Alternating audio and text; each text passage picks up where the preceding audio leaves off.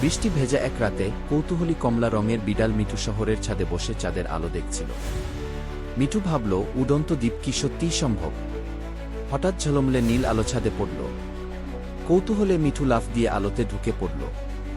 মুহূর্তের মধ্যেই সে চলে গেল উড়ন্ত আকাশের দ্বীপে। সেখানে উড়ছে রঙিন পাখি, মেঘ থেকে ঝরছে সোনালি ঝর্ণা, আর দ্বীপে ঘরগুলো উল্টো ঝুলছে হাওয়ায়। মিঠু সাহসী হয়ে তার অ্যাডভেঞ্চার শুরু করল। ভাসমান সেতু পার করে, উড়ন্ত সিঁড়ি অতিক্রম করে, রহস্যময় গুহা এবং জ্যোতির্ময় বৃক্ষের মধ্য দিয়ে সে পৌঁছে গেল কাচের বিড়ালের আস্তানা।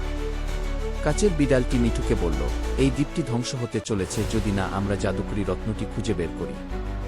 রত্নটি পাহাড়ের ভেতরে এক গোপন গুহায় লুকানো। মিঠু সাহসী হয়ে সমস্ত ফাঁদ পেরিয়ে গুহায় ঢুকল।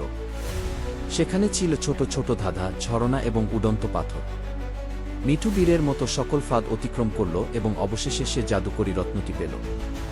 রত্নটি রাখার সঙ্গে সঙ্গে পুরো দ্বীপ আলোকিত হয়ে উঠল। উড়ন্ত ঘর, ঝর্ণা এবং জ্যোতির্ময় বৃক্ষ ঝলমল করতে লাগল। মিঠু আবারও ফিরে এলো শহরের ছাদে। কিন্তু মিঠুর এই অসাধারণ অভিযানের পরও মিঠুকে কেউ সাবস্ক্রাইব করল না। Subscribe.